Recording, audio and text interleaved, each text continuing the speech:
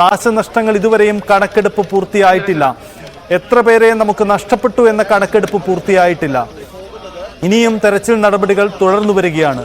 ഇത്തരത്തിലുള്ള ദുഷ്കരമായ സാഹചര്യത്തിൽ പലപ്പോഴും ദേശീയ ഏജൻസികൾ വലിയ തരത്തിലുള്ള കരുത്ത് പകർന്നിരുന്നു നമ്മുടെ സുരക്ഷാ സംവിധാനങ്ങൾക്ക്. ബെയിലി പാലത്തിന്റെ നിർമ്മാണമാണ് രക്ഷാപ്രവർത്തനങ്ങൾക്ക് പുതിയ വേഗം കൈവന്നത്. അതൊക്കെ സാധ്യമാക്കിയത് രാജ്യത്തിന്റെ സൈനികരാണ്. ഇവരെയൊക്കെ വിട്ടുതന്നത് കേന്ദ്ര സർക്കാരിന്റെ ഇടപെടലാണ്. അതൊക്കെ നമുക്ക് സ്മരിക്കണം. ദുരന്തമുഖത്ത് രാഷ്ട്രീയം നോക്കാതെ കേന്ദ്ര സംസ്ഥാന സർക്കാരുകളുടെ ഏകോപനം സാധ്യമാക്കുന്നു എന്നതാണ് പലപ്പോഴും ഇത്തരം ഇടങ്ങളിൽ നമ്മുടെ വിജയമാവുന്നത്. കേരളം പലപ്പോഴും ഇത്തരം ഇടപെടലുകൾക്ക് മാതൃകയായിട്ടുള്ള ഇടമാണ്. ഇവിടെയും അത് തന്നെ സംഭവിച്ചു. കേരളത്തിലും പ്രതിപക്ഷ ഭരണകക്ഷികൾ ഒന്നിച്ചു നിന്നുകൊണ്ട് മറ്റ് വിവാദങ്ങളെല്ലാം ഒഴിവാക്കിക്കൊണ്ട് നമ്മൾ ദുരന്തമുഖത്ത് ഒന്നിച്ചു നിന്നുകൊണ്ട് ആർജവത്തോടെ ഇടപെട്ടു എന്നതാണ് കണ്ടത്. അതുതന്നെയാണ് ഇവിടെ പ്രധാനമന്ത്രിയുടെ സന്ദർശനവും സൂചിപ്പിക്കുന്നത്. എല്ലാം നഷ്ടപ്പെട്ട ജനതയ്ക്കൊപ്പം നിൽക്കാൻ ഞങ്ങളുണ്ട്, സർക്കാരുകളുണ്ട്, നിങ്ങൾ തെരഞ്ഞെടുത്ത് അയച്ചവരുണ്ട് എന്ന ഒരു ഓർമ്മപ്പെടുത്തൽ കൂടി നടത്തിക്കൊണ്ട് അങ്ങനെ പ്രധാനപ്പെട്ട ഇടപെടൽ നടത്തുന്നു എന്നതാണ് നമ്മൾ കാത്തിരിക്കുന്നത്. പ്രധാനമന്ത്രിയുടെ ഈ സന്ദർശനത്തിന് ശേഷം കേന്ദ്ര സർക്കാർ കേരളത്തിന് നടത്താൻ പോകുന്ന കരുതലാണ്. അവിടെ കേരളത്തിന് പ്രത്യേക ഒരു പാക്കേജ് ഉണ്ടാകുമോ? വയനാടിന്റെ പുനർനിർമ്മാണം സാധ്യമാക്കുന്ന എന്തുതരം ഇടപെടൽ നമുക്ക് പ്രതീക്ഷിക്കാമെന്ന പ്രധാനപ്പെട്ട കാര്യങ്ങൾ കൂടിയാണ്. ഇതാ പ്രധാനമന്ത്രിയുടെ യാത്രയ്ക്ക് വേണ്ടിയുള്ള ഒരുക്കങ്ങളെല്ലാം അവിടെ സജ്ജമാണ്. ഹെലികോപ്റ്ററിൽ അദ്ദേഹം അവിടെ വന്നിറങ്ങിയ ശേഷം ഇതാ ഇപ്പോൾ കാണുന്ന ആ വാഹനത്തിലായിരിക്കും അദ്ദേഹത്തിന്റെ യാത്ര. അതിനുള്ള ഒരുക്കങ്ങളാണ്. വലിയ പൂർണ്ണ സജ്ജീകരിച്ച സംവിധാനങ്ങളെല്ലാം ഒരുക്കിയിട്ടുണ്ട്. റോഡ് മാർഗമാണ് അദ്ദേഹം ഇപ്പോൾ തന്നെ ഏറെ ദുഷ്കരമായ ആ ദുരന്ത മേഖലകളിലേക്ക് അദ്ദേഹം എത്തുന്നത്. ചൂരൽമല അടക്കമുള്ള ഇടങ്ങളിൽ അദ്ദേഹം നേരിട്ടെത്തി സന്ദർശനം നടത്തുമെന്നാണ് അറിയിച്ചിരിക്കുന്നത്. അങ്ങനെയെങ്കിൽ ബെയിലി പാലം കടന്ന് അദ്ദേഹത്തിന്റെ വാഹനം ചൂരൽമലയിലേക്കും മറ്റും പോകും. അവിടെ ആ മേഖലയിലെ ദുരന്തമൊക്കെ അദ്ദേഹം നേരിട്ട് കാണും എന്ന് വേണം നമുക്ക് പ്രതീക്ഷിക്കാൻ. അങ്ങനെ നമ്മൾ പ്രതീക്ഷിക്കുന്നത് പ്രധാനമന്ത്രിയുടെ ഇന്നത്തെ സന്ദർശന പരിപാടികളാണ്. നമ്മൾ കാത്തിരിക്കുന്നത് ആ ദുരന്ത മേഖലയിൽ അദ്ദേഹം നടത്തുന്ന നീക്കങ്ങളാണ്. സംസ്ഥാന സർക്കാരുമായി ബന്ധപ്പെട്ട് അദ്ദേഹം നടത്തുന്ന കൂടിയാലോചനകളാണ്.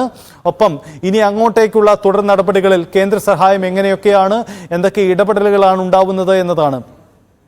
2000 കോടിയുടെ സാമ്പത്തിക പാക്കേജ് കേരളം ആവശ്യപ്പെട്ട് കഴിഞ്ഞു. പക്ഷേ ഒരു സാമ്പത്തിക പാക്കേജിനപ്പുറം കേന്ദ്രത്തിന്റെ ഇടപെടൽ ഉണ്ടാവേണ്ട മറ്റ് ഘടകങ്ങളുണ്ട്. കേന്ദ്ര അനുമതികൾ ഉണ്ടാവേണ്ട തീരുമാനങ്ങൾ ഉണ്ടാവണം. പദ്ധതി നിർവഹണത്തിന് കേന്ദ്ര അനുമതി ആവശ്യമാണ്. ഒപ്പം വയനാടിന്റെ പുനർനിർമ്മാണത്തിനും വയനാടിൽ നിന്ന് മാറി മറ്റൊരിടത്തേക്കാണെങ്കിൽ മറ്റൊരു ഹെലികോപ്റ്റർ കൂടി അവിടെ ലാൻഡ് ചെയ്യുകയാണ്. അത് പ്രധാനമന്ത്രിക്കൊപ്പമുള്ള ആ ഹെലികോപ്റ്റർ ആണെന്ന് നമുക്ക് കരുതാം. ആ ദൃശ്യങ്ങളിലേക്ക് പോകാം. കൽപ്പറ്റ സ്കൂൾ ഗ്രൗണ്ടിലെ ഹെലിപ്പാഡിലേക്ക് ആ ഹെലികോപ്റ്റർ ലാൻഡ് ചെയ്യുകയാണ്. ഇതിന്റെ ദൃശ്യങ്ങളാണ് നമ്മൾ കണ്ടുകൊണ്ടിരിക്കുന്നത്. പ്രധാനമന്ത്രിയുടെ സന്ദർശനം തുടരുകയാണ് വയനാട്ടിൽ.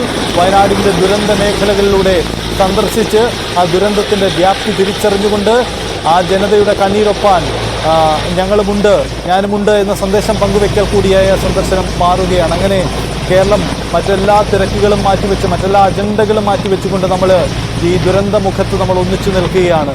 അങ്ങനെ അവിടെ ആ ദുരന്തമുഖത്തേക്ക് പ്രധാനമന്ത്രിയുടെ ഹെലികോപ്റ്റർ വന്നിറങ്ങുകയാണ്.